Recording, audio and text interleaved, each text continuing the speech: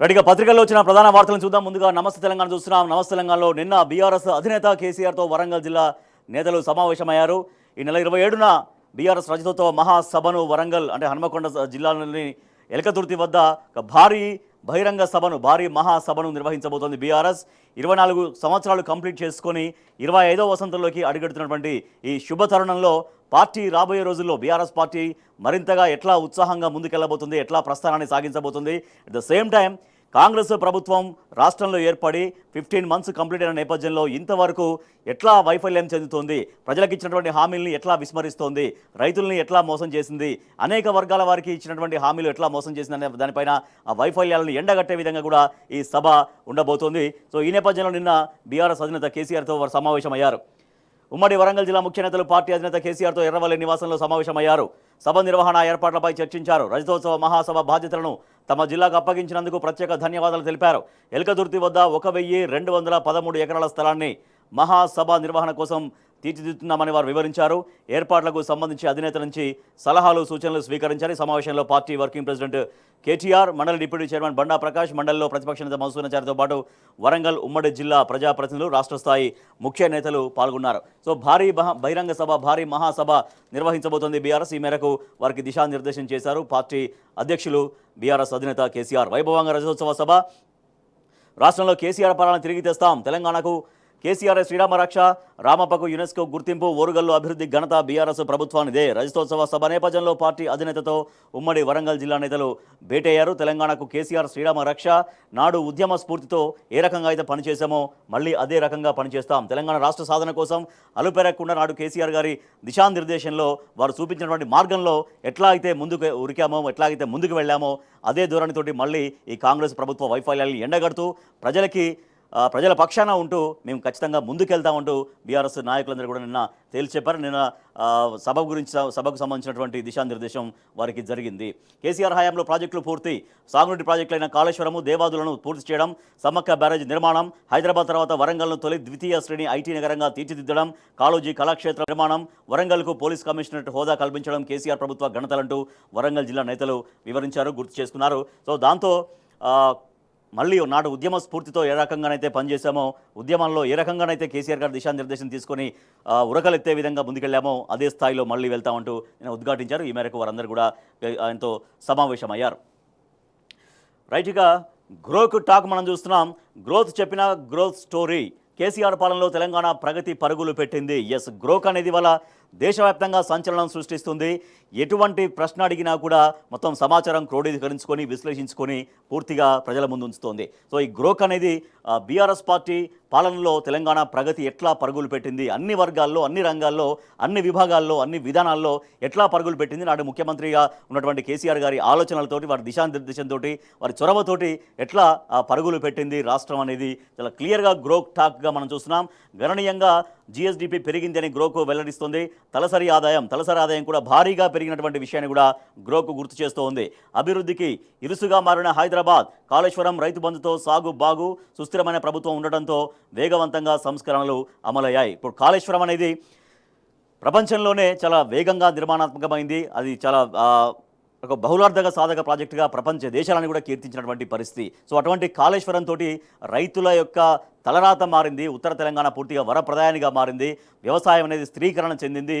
కొన్ని లక్షలాది ఎకరాలు సస్యశ్యామలమైన ఈ కాళేశ్వరం ప్రాజెక్టు ద్వారా అంటూ గ్రోకు వివరిస్తోంది. అలాగే రైతు బంధు అనేది అంటే వ్యవసాయానికి ఏ రకంగా ప్రాధాన్యం కల్పించారు, వ్యవసాయాన్ని ఎట్లా బలోపేతం చేశారు, రైతాంగాన్ని వ్యవసాయం పట్ల వాళ్ళకి మక్కువ పెంచే విధంగా ఎటువంటి నిర్ణయాలు తీసుకున్నారు, కాళేశ్వరం ప్రాజెక్టు ఎంతగా ఉపయోగపడింది రైతాంగానికి, తర్వాత రైతు బంధు అనేది. సో ప్రపంచంలోనే ఎక్కడా కూడా రైతుకు సాయం చేయాలి, పంట పెట్టుబడి సాయం అందించాలన్నటువంటి ఆలోచన ఎవరు నాడు చేయలేదు. కానీ కేవలం అప్పుడు బీఆర్ఎస్ పాలనలో ముఖ్యమంత్రి కేసీఆర్ మాత్రమే వచ్చినటువంటి ఒక ఆలోచన, ఆ ఆలోచనతోటి రైతాంగం అంతా కూడా వ్యవసాయాన్ని చాలా ఉత్సాహంగా చేశారనేది గ్రోత్ చెబుతున్నటువంటి స్టోరీ. వ్యవసాయము, మరోవైపు పరిశ్రమలు, ఇంకోవైపు నిర్మాణ రంగము, రియల్ ఎస్టేట్ రంగాలు అభివృద్ధి చెందడంతో రాష్ట్ర ఆదాయం గణనీయంగా పెరిగిందని గ్రోత్ చెబుతోంది. పెట్టుబడులను ఆకర్షించే టీఎస్, ఐపాస్ వంటి విప్లవాత్మక సంస్కరణలు యువ పారిశ్రామికవేత్తల్ని తయారు చేసే టీ హబ్, వి హబ్ వంటి వినూత్న ఆవిష్కరణలు, ఎస్సీ ఎస్టీల అభివృద్ధికి దోహదపడే టీ ప్రైడ్, దళిత బంధు వంటి పథకాలు తెలంగాణను ఒక రోల్ మోడల్గా నిలిపినట్లు స్పష్టం చేసింది గ్రోక్. అంటే ఎట్లా నిర్ణయాలు తీసుకున్నారు, ఎటువంటి డెసిషన్స్ తీసుకున్నారు, ఆ యువతకు ప్రోత్సాహం అందించే విధంగా కావచ్చు, తర్వాత పారిశ్రామిక రంగాన్ని డెవలప్ అయ్యే విధంగా కావచ్చు, ఎక్కడా ఎటువంటి లంచాలు లేకుండా, ఎటువంటి మధ్యవర్తి లేకుండా నేరుగా పరిశ్రమలకి కూడా అవకాశాలు మన అనుమతులు ఇచ్చినటువంటి విషయాన్ని కూడా గ్రోక్ గుర్తు చేస్తోంది. అంటే ఒక 2 వారాల తర్వాత అప్లికేషన్ పెట్టుకున్నట్టే ఒక 2 వారాల తర్వాత ఏమాత్రం డైరెక్ట్గా వాళ్ళకి పరిశ్రమ స్టార్ట్ చేసుకోవచ్చు. ఆ రకమైనటువంటి ఒక వినూత్నమైన పాలసీ పారిశ్రామిక రంగానికి సంబంధించి ఒక సింగిల్ విండో పాలసీ తీసుకొచ్చి ఎట్లా పరిశ్రమలకి ప్రోత్సాహం కల్పించారని కూడా గ్రోక్ వివరిస్తూ ఉంది. చెంగున ఆర్థిక వృద్ధి 2014-24 మధ్య కాలంలో దేశంలో అత్యంత వేగంగా ఆర్థిక వృద్ధి చెందుతున్న రాష్ట్రాల్లో ఒకటిగా తెలంగాణ నిలిచిందని గ్రోక్ తెలిపింది. తెలంగాణ సగటున 10-13% వార్షిక వృద్ధి రేటుతో ఆర్థికంగా బలపడిందని వెల్లడించింది. స్థూల రాష్ట్ర దేశీయోత్పత్తి, తలసరి ఆదాయం గణనీయంగా పెరిగాయని వెల్లడించింది. వ్యవసాయము, సేవలు, పరిశ్రమల రంగాలు ఆర్థిక వృద్ధికి ముఖ్యమైన సహకారం అందించాయని చెప్పింది గ్రోక్. ఇట్లా గ్రోక్ మొత్తం వాస్తవాల్ని పూర్తిగా వెల్లడిస్తోంది. శక్తి వనరు కేంద్రంగా హైదరాబాద్ ఏ రకంగా వర్ధిల్లింది, ఫార్మా బయోటెక్ రంగాల్లో భారీగా పెట్టుబడులు సాధించినట్టు గ్రోక్ తెలిపింది. దేశ ఫార్మా ఉత్పత్తుల్లో తెలంగాణ వాటా 35% పెరిగినట్టుగా గ్రోక్ తెలిపింది. ఐటీ, ఔషధ రంగాల్లో 22.5 లక్షలకు పైగా ఉద్యోగాల సృష్టి జరిగిందని తెలిపింది. ఇట్లా అన్ని రంగాల్లో కూడా ఏ రకమైనటువంటి ఆలోచనలతో వాటిని స్టార్ట్ చేశారో, ఏ రకమైనటువంటి విధానాలతో వాటిని రూపొందించుకున్నారో వాళ్ళ లక్ష్యాలు చేరింది. ఆ లక్ష్యాలు చేరడమే కాకుండా ఆర్థికంగా వృద్ధి సాధించింది. అన్ని రంగాల్లో కూడా తెలంగాణ చాలా గొప్పగా నిలబడింది అనేది గ్రోక్ కొనియాడుతున్నటువంటి విషయం. వ్యవసాయ రంగంలో కూడా ఘన విజయాలు సాధించింది. నా అభిప్రాయం ప్రకారం కేసీఆర్ పాలనలో వ్యవసాయ రంగం సాధించిన విజయాలు ప్రశంసనీయం. రైతు బంధు వంటి పథకాలు రైతుల జీవన విధానంలో సానుకూల మార్పులు తెచ్చాయి. కాళేశ్వరం వంటి ప్రాజెక్టులు దీర్ఘకాలిక వ్యవసాయ అభివృద్ధికి బాటలు వేశాయంటూ గ్రోక్ ప్రశంసించింది. రైతు బంధు పథకం రైతుల ఆర్థిక భద్రతను పెంచిందని తెలిపింది. 60 లక్షలకు పైగా రైతు కుటుంబాలు ఈ పథకం ద్వారా లబ్ధి పొందాయని చెప్పింది. విత్తనాలు, ఎరువులు, ఇతర వ్యవసాయ ఖర్చుల కోసం రైతులు నిధులను వినియోగించారని వెల్లడించింది. దీంతోపాటు రైతు బీమా, 24 అవర్స్ నాణ్యమైన కరెంటు వంటి పథకాలు వ్యవసాయ రంగానికి ఊతం ఇచ్చినట్టుగా గ్రోక్ వెల్లడించినటువంటి వాస్తవం. సాగునీటి రంగంపైన భారీ వ్యయం. బీఆర్ఎస్ ప్రభుత్వం సాగునీటి రంగాన్ని తమ ప్రాధాన్యంగా ఎంచుకొని భారీగా ఖర్చు చేసినట్టు గ్రోక్ తెలిపింది. కేసీఆర్ ప్రభుత్వం సాగునీటి రంగంపై ప్రత్యేక దృష్టి సారించి 1.82 లక్షల కోట్లు ఖర్చు చేసింది. కాళేశ్వరం ప్రాజెక్టు దీనికి ప్రధాన ఉదాహరణ. అంటే సాగునీటి రంగాన్ని బాగుపరచాలి, తద్వారా రైతాంగానికి నీళ్లు అందించాలి, తద్వారా భూమికి బరువయ్యే పంట పండిస్తామని ముఖ్యమంత్రి కేసీఆర్ ఏదైతే చెప్పారో అది నిజం చేశారు. కళ్ల ముందు ఆ ఫలితాన్ని ఉంచారు అనేది గ్రోక్ చెబుతున్నటువంటి విషయం. విద్యుత్ రంగంలో కూడా విప్లవాన్ని సాధించింది. తెలంగాణ రాష్ట్రంలో అన్ని రంగాలకు 24 అవర్స్ నిరంతర విద్యుత్ సరఫరా అందించి తెలంగాణ దేశంలోనే ఏకైక రాష్ట్రంగా గుర్తింపు పొందిందని అభినందించింది గ్రోక్. దీనివల్ల వ్యవసాయము, పరిశ్రమలు తదితర రంగాలు స్థిరంగా అభివృద్ధి చెందాయని పేర్కొంది. డిమాండ్కు తగినట్టుగా విద్యుత్ సరఫరా వ్యవస్థను పటిష్టం చేశారని కూడా గ్రోక్ చెప్పింది. రాజకీయ స్థిరత్వం, దీర్ఘకాలిక దృష్టి. అంటే తెలంగాణలో బీఆర్ఎస్ ప్రభుత్వం ఒక స్థిరమైనటువంటి పాలన అందించింది. సో తద్వారా ఒక స్థిరమైన నాయకత్వం, ఒక పటిష్టమైన నాయకత్వం ఉంది కాబట్టే ఇటువంటి విజయాలని కూడా సాధించడానికి దోహదపడిందనేది గ్రోక్ చెప్తున్నటువంటి ప్రశంస. ఇట్లా గ్రోక్ అనేది వాస్తవాల్ని పూర్తిగా వెల్లడిస్తోంది, వాస్తవాల్ని పూర్తిగా ప్రజల ముందు ఉంచుతున్నటువంటి పరిస్థితి. రైట్, మరొక వార్త చూస్తే విమానాశ్రయాల్ని త్వరగా పూర్తి చేయండి. మంగళవారం పౌర విమానయాన శాఖ మంత్రి రామ్మోహన్ నాయుడును కలిసిన బీఆర్ఎస్ ఎంపీలు వద్దిరాజు రవిచంద్ర, కేఆర్ సురేష్ రెడ్డి, పార్థసారథి రెడ్డి, దామోదర్ రావు. కేంద్ర మంత్రి రామ్మోహన్ నాయుడుకు బీఆర్ఎస్ ఎంపీల విన్నపం. తెలంగాణలో ఏర్పాటు చేయాల్సిన విమానాశ్రయాలను త్వరగా పూర్తి చేయాలంటూ బీఆర్ఎస్ పార్లమెంటరీ పార్టీ నేత KR Suresh Reddy, deputy leader Vaddiraju Ravichandra, whip దివకొండ Damodar రావు, రాజ్యసభ సభ్యులు డాక్టర్ బండి పార్థసారథి రెడ్డి కేంద్ర పౌర విమానయాన శాఖ మంత్రి కింజారపు రామ్మోహన్ నాయుడును కోరారు. అలాగే సహకార వర్సిటీ బిల్లుకు బీఆర్ఎస్ మద్దతు పలికింది. అలాగే శంషాబాద్ నుంచి అమెరికాకు నేరుగా విమాన సర్వీసులు లేకపోవడం విచారకరం, వాటిని ప్రారంభించాలంటూ ఎంపీ వద్దిరాజు రవిచంద్ర కూడా విన్నవించారు. రైట్గా ఇదిలా ఉంటే హైదరాబాద్ సెంట్రల్ యూనివర్సిటీ అనేది ఇంకా రగిలిపోతోంది. హైదరాబాద్ సెంట్రల్ యూనివర్సిటీ ఒక యుద్ధ వాతావరణాన్ని, యుద్ధ క్షేత్రాన్ని చేసింది కాంగ్రెస్ ప్రభుత్వం. అక్కడ చదువుకొని దేశానికి వల్ల నాలెడ్జ్ని అందించాల్సినటువంటి విద్యార్థులు ఇట్లా రోడ్లపైకి వచ్చి ఆందోళన చేస్తున్నారు. సో వాళ్ళు ఒక బాధ్యత తీసుకున్నారు. ఒక బాధ్యతాయుతంగా అంటే హైదరాబాద్ సెంట్రల్ యూనివర్సిటీ భూముల్ని పరిరక్షించుకుంటాం, దాన్ని కాపాడుకుంటాం అంటూ ఎన్నో రోజులుగా, గత కొద్ది రోజులుగా అక్కడ ఆందోళన కొనసాగిస్తున్నారు. కానీ గత 4-5 రోజులుగా ఆ ఆందోళనలు తారాస్థాయికి చేరాయి. ఎప్పుడైతే ప్రభుత్వం అక్కడికి బుల్డోజర్లు పంపించిందో, ఏకంగా అర్ధరాత్రి పూట, పండగ పూట అక్కడ బుల్డోజర్లు పంపించి మొత్తం అక్కడ ప్రకృతిని నాశనం చేసేదానికి తెగబడిందో అప్పటి నుంచి ఆందోళనలు మరింతగా తీవ్రమయ్యాయి. మొత్తం దేశవ్యాప్తంగా మద్దతు పెరుగుతోంది హైదరాబాద్ సెంట్రల్ యూనివర్సిటీ భూముల వ్యవహారంలో. చిన్న బ్రేక్ తీసుకుందాం. బ్రేక్ తర్వాత హైదరాబాద్ సెంట్రల్ యూనివర్సిటీకి సంబంధించినటువంటి ఆందోళనలు, ప్రభుత్వం చెబుతున్న మాట, ఎట్లా ప్రభుత్వం వక్రీకరిస్తోంది, ఇవాళ పర్యావరణవేత్తల ఆందోళనని ప్రభుత్వం ఎందుకు పట్టించుకోవట్లేదు, విద్యావేత్తల ఆందోళన ఎందుకు పట్టించుకోవట్లేదు, విద్యార్థుల ఆందోళన ఎందుకు పట్టించుకోవట్లేదు, ఇవన్నీ కూడా మనం చూద్దాం. హైదరాబాద్ సెంట్రల్ యూనివర్సిటీ మొత్తం ఒక యుద్ధ వాతావరణాన్ని తలపిస్తోంది. రాష్ట్ర ప్రభుత్వం 400 ఎకరాలని వేలం వేసే ప్రయత్నం ఏదైతే చేస్తుందో దాన్ని విద్యార్థులు ముక్త కంఠంతో ఖండిస్తున్నారు. ఆందోళనలో విద్యార్థులు ఉన్నారు, ఉద్వేగంలో విద్యార్థులు ఉంటే మరోపక్క ఉల్లాసంగా మంత్రులు ఉన్నారు. ఎండుతున్న పంటలు, రైతన్న ఆత్మహత్యలు, అందని తాగునీళ్లు, మహిళలపై లైంగిక దాడులు, అదుపు తప్పుతున్న శాంతి భద్రతలు, హైదరాబాద్ సెంట్రల్ యూనివర్సిటీలో విద్యార్థుల ఆందోళనలు, గురుకులాల సమస్యలు, కుప్పగున రియల్ ఎస్టేట్, ఇప్పుడు రాష్ట్రంలో ఉక్కిరిబిక్కిరి చేస్తున్న సమస్యలవి, రేపటి రోజున భవిష్యత్తు ఎట్లా ఉంటుందో తెలియని స్థితిలో జనం కొట్టుమిట్టాడుతుండగా దీనికి భిన్నంగా రాష్ట్ర మంత్రులు ఉల్లాసంగా జోకులేసుకుంటూ విరగబడినవుతున్న వీడియో ఒకటి ఆసక్తికరంగా మారింది. మంగళవారం కమాండ్ కంట్రోల్ సెంటర్లో ఇష్టాగోష్ఠి తర్వాత ముఖ్యమంత్రి రేవంత్, ఉప ముఖ్యమంత్రి భట్టి, మంత్రులు ఉత్తమ్, పొంగులేటి, దుద్దిల్లా, జూపల్లి విరగబడినవుతున్న దృశ్యాల వీడియో ఒకటి వైరలైంది. మరో మంత్రి సీతక్క స్వయంగా ఈ వీడియోను చిత్రీకరించడం విశేషం. అంటే ఓ పక్క అనేక సమస్యలు వెంటాడుతున్నాయి. విద్యార్థులు ఇవాళ రోడ్లపైకి ఎక్కి వాళ్ళు ఆందోళన చేస్తున్నారు, రైతులు ఆత్మహత్యలు చేసుకుంటున్నారు, తర్వాత అనేక వర్గాల వాళ్ళు తీవ్రంగా ఇబ్బందులు పడుతున్నారు, లా అండ్ ఆర్డర్ పూర్తిగా వైఫల్యం చెందింది. ఇట్లా అనేక సమస్యలు ఉన్నాయి. కానీ అవి ఏవి పట్టనట్టుగా, అంటే అవన్నీ కూడా జస్ట్ నిజంగా అవి రిఫ్లెక్ట్ కూడా కావాలి. అట్లా కాకుండా వాళ్ళు కేవలం ఒక విరగబడి నవ్వుకుంటూ చాలా ఉల్లాసంగా నిన్న అక్కడ కమాండ్ కంట్రోల్ సెంటర్ దగ్గర నడిపినటువంటి వీడియో, ఆ వైరల్ అయినటువంటి వీడియో తీవ్రంగా చర్చనీయాంశమైంది. ఎందుకంటే రాష్ట్రం ఇంత అట్టుడుగుతుంది, ఇంత తీవ్రమైన సమస్యలతో సతమతమవుతుంది, రియల్ ఎస్టేట్ మొత్తం కుప్పగూలిపోయింది. ఇవన్నీ ఇంత ఉంటే రైతుల ఆత్మహత్యలు విపరీతంగా పెరిగిపోతున్నాయి. రోజుకు ఒక చోట ఎక్కడో ఒక రైతు ఆత్మహత్య పాల్పడడం అనేది కడు విషాదకరం. అటువంటివన్నీ ఉన్నప్పుడు ఈ రకంగా నవ్వుకుంటూ, విరగబడి నవ్వుకుంటూ వచ్చినటువంటి వీడియో తీవ్రంగా చర్చనీయాంశమైంది, తీవ్రంగా విమర్శలకు కూడా దారితీస్తుంది. అట్టుడుకుతున్న హెచ్సియు, రేవంత్ సర్కార్పై విద్యార్థుల పౌరుబాట, జీవ వైవిధ్యాన్ని కాపాడాలంటూ నిరసనలు వ్యక్తం చేస్తున్నారు. మద్దతుగా సకల జనులు, పౌర సమాజం. బీఆర్ఎస్, బీజేపీ ముఖ్య నేతల హౌస్ అరెస్టు, వర్సిటీకి పార్టీలు, ప్రజా సంఘాల నేతలు అదుపులోకి తీసుకుని స్టేషన్లకు తరలించారు. సేవ్ హెచ్సియు అనేటువంటి నినాదం ఇప్పుడు దేశవ్యాప్తంగా మద్దతు పెరుగుతోంది. బట్టి చెప్పిన వట్టి ముచ్చట. 1969లో యూనివర్సిటీ 2253 ఎకరాలు కేటాయింపు యూనివర్సిటీకి జరిగింది. భూమి హక్కు పత్రాలు అప్పగించకుండానే కాంగ్రెస్ మోసం చేసింది. వర్సిటీ భూముల్ని పంచిపెట్టిన ఉమ్మడి రాష్ట్ర పాలకులు పరాకాష్ఠగా నాటి చంద్రబాబు ప్రభుత్వం భూ పందారం 400 ఎకరాలని ఐఎంజీ భారత్కు అప్పగించిన బాబు ఆనాడే వ్యతిరేకిస్తూ సెంట్రల్ వర్సిటీ విద్యార్థులు ఆందోళన చేశారు. దీంతో గోపన్పల్లిలో 397 ఎకరాలు వర్సిటీకి అప్పగింత, అందులో 306 ఎకరాలు లాక్కున్న మన్మోహన్ సర్కార్ ఇక వర్సిటీకి ఇచ్చిన భూమి ఏదని ప్రశ్నిస్తున్నారు విద్యార్థులు. నిన్న ఉప ముఖ్యమంత్రి భట్టి విక్రమార్క చెప్పారు, అది అసలు యూనివర్సిటీ భూములే కావంటూ. స్వయంగా హైదరాబాద్ సెంట్రల్ యూనివర్సిటీలో ఆయన చదువుకున్నటువంటి విద్యార్థి ఆయన భట్టి విక్రమార్క, తర్వాత శ్రీధర్బాబు ఇద్దరు అక్కడ పాత అంటే హెచ్సియు విద్యార్థులు, వాళ్ళు అప్పుడు గతంలో వాళ్ళు చదువుకున్నటువంటి విద్యార్థులు. సో వాళ్ళు విద్యార్థుల పక్షాన ఉండాల్సినటువంటి అవసరం చాలా ఎక్కువగా ఉంటుంది. కానీ అసలు యూనివర్సిటీ భూములే కావు అంటూ ఏకంగా ఆ యూనివర్సిటీ యొక్క పూర్వ విద్యార్థి మాట్లాడడం, భట్టి విక్రమార్క మాట్లాడడం అనేది చాలా ఆశ్చర్యంగా అనిపిస్తోంది. అయితే ఆయన చెప్పిన మాట నిజమా అంటే అది కూడా కాదు, అది మొత్తం పూర్తిగా ఒట్టి ముచ్చట మాత్రమే. డిప్యూటీ సీఎం భట్టి విక్రమార్క ఇతర మంత్రులు కలిసి మంగళవారం మీడియా సమావేశంలో చెప్పిన వివరాలను పరిశీలిస్తే హైదరాబాద్ సెంట్రల్ యూనివర్సిటీకి కాంగ్రెస్ చేసిన ద్రోహం తేటతెల్లమవుతుంది. హెచ్సియు మా కాంగ్రెస్ బ్రాండ్, ఇందిరాగాంధీ హయాంలో దాన్ని ఏర్పాటు చేసినాం.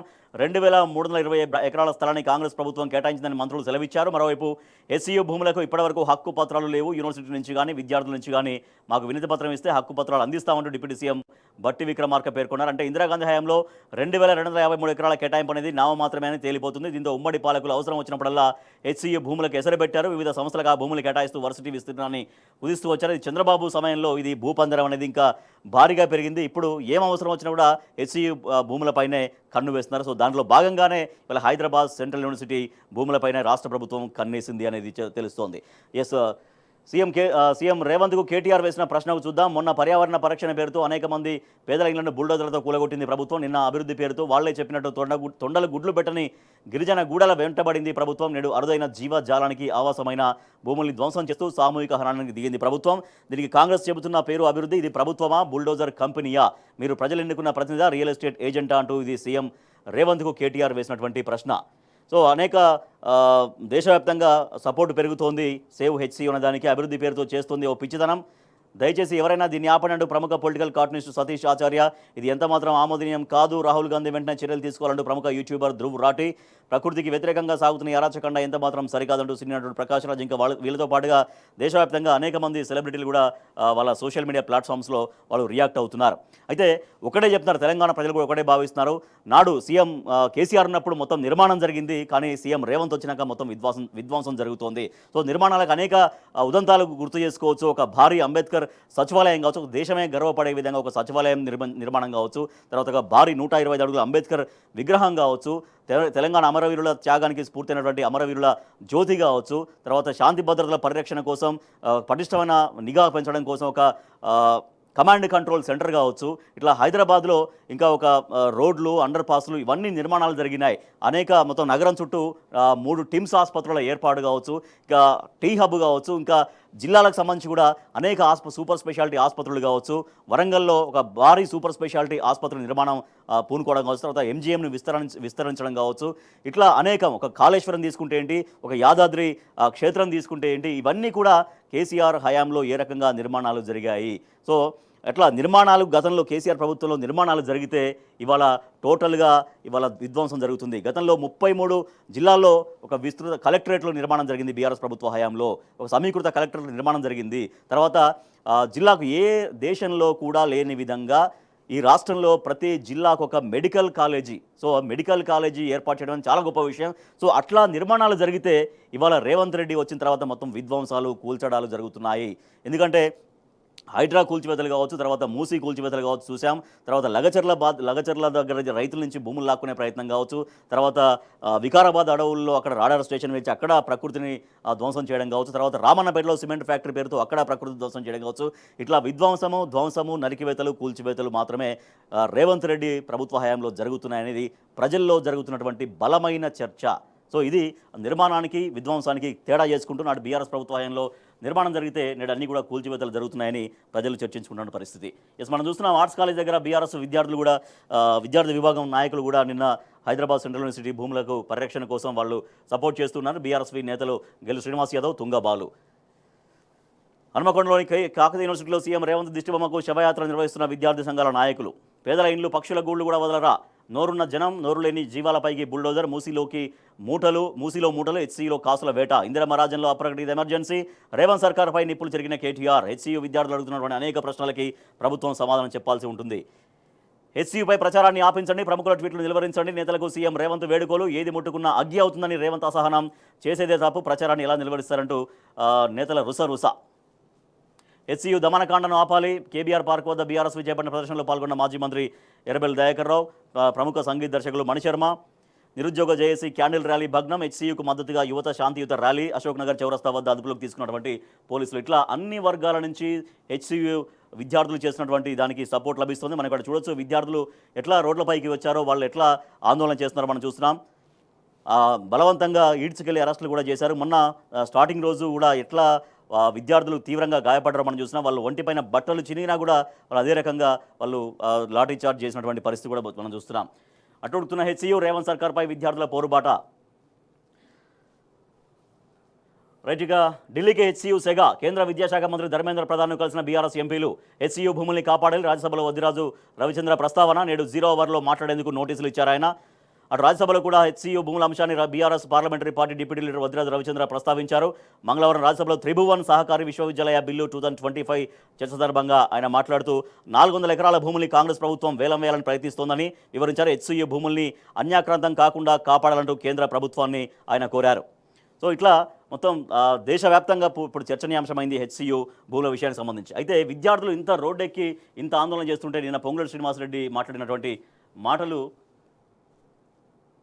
చాలా తీవ్రమైన చర్చలకు దారితీస్తున్నాయి. అంటే వాళ్ళందరూ కూడా పెయిడ్ ఆర్టిస్ట్ లాగా అసలు వాళ్ళు విద్యార్థులే కారు, విద్యార్థుల ముసుగులో ఉన్నటువంటి వాళ్ళు అంటూ, విద్యార్థుల ముసుగులో వేరే వాళ్ళు వచ్చి అక్కడ మాట్లాడుతున్నారంటూ ఆయన చాలా బాధ్యతారాహిత్యంగా మాట్లాడినటువంటి మాటలు మరింతగా విమర్శలకు దారితీశాయి. ఎందుకంటే విద్యార్థులు చేస్తున్నటువంటి ఉద్యమాన్ని అట్లీస్ట్ గౌరవించాలి, వాళ్ళ డిమాండ్స్ను న్యాయపరంగా చేసి నిజంగా ఇష్యూస్ ఉంటే మేము పరిశీలిస్తామని మాట్లాడాలి. మరో రకంగా అంటే రాజకీయ పొలిటికల్గా మాట్లాడడం వేరు, కానీ అక్కడ విద్యార్థుల ముసుగులో వేరే వాళ్ళు వచ్చి అక్కడ ఆందోళన చేస్తున్నారంటూ మంత్రి పొంగులేటి శ్రీనివాసరెడ్డి మాట్లాడినటువంటి మాటలు మరింత తీవ్రంగా విమర్శలకు దారితీస్తున్నాయి. రైట్, ఇక ఒక్క ఎకరము ఎండ లేదట. వాస్తవాల్ని వదిలేసి వ్యవసాయ శాఖ వితండవాదన చేస్తోందని ఒక వార్త చూస్తున్నాం. ఎండిపోయిన పంటల్ని పరిగణలోకి తీసుకోబోరట. మరి ఎండిన పంట గతేంది? అకాల వర్షాలతో దెబ్బతిన్న పంటలపైన అదే నిర్లక్ష్యం. 10 రోజులైన పూర్తి కానీ సర్వే. సాగునీళ్లు కరువై పంట పొలాలు నెరవేరుతుంటే పచ్చని పంటలు పశువులకు మేతగా మారుతుంటే ఇవేవి వ్యవసాయ శాఖకు కనిపించడం లేదు. రాష్ట్రంలో ఒక్క ఎకరం పంట కూడా ఎండలేదంటూ వ్యవసాయ శాఖ అధికారులు ప్రభుత్వానికి నివేదించినట్టు తెలిసింది.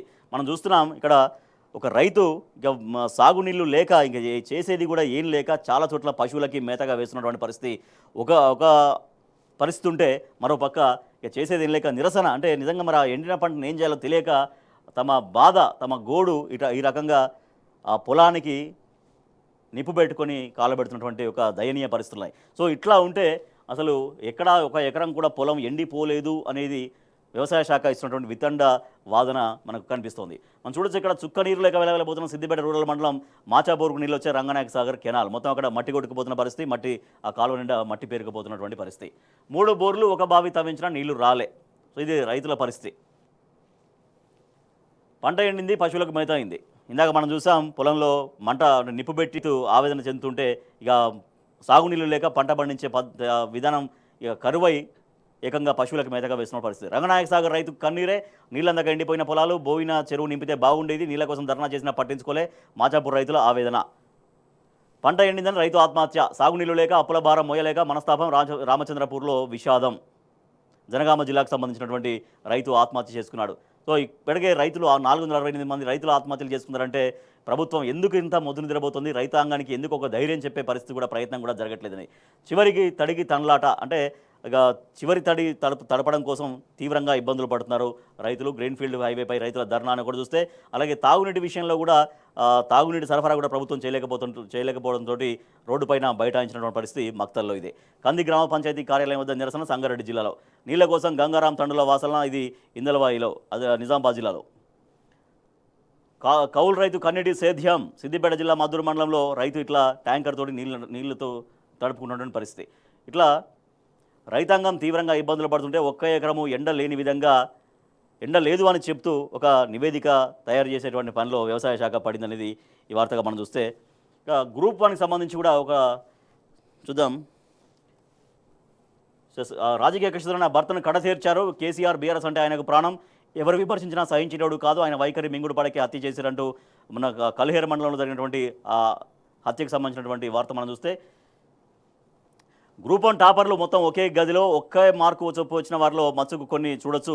ఇట్లా వరుసపెట్టి మార్కులు వేశారు. గ్రూప్ 1 టాపర్లు అంతా కూడా ఒకే గదిలో వచ్చారు. సో గ్రూప్ 1కి సంబంధించి దాంట్లో అవకతవకలు జరిగాయనేది మళ్ళీ రీవాల్యుయేషన్ చేయాలని డిమాండ్ వస్తుంది. గ్రూప్ 1 పేపర్లు రీవాల్యుయేషన్ చేయాలి. గ్రూప్ 1 నిర్వహణలో అన్ని అవకతవకలే. తెలుగు మీడియం అభ్యర్థులకు అన్యాయం. సీఎం అశోక్ నగర్ ఎందుకు రావడం లేదు? బాధిత అభ్యర్థులకు బీఆర్ఎస్ పార్టీ అండగా నిలిచింది. మీడియాతో బీఆర్ఎస్ నేత రాకేష్ రెడ్డి వెల్లడి. రైట్. తెలంగాణ టుడేలో ఇవి పత్రికల్లో వచ్చినటువంటి ప్రధాన వార్తలు.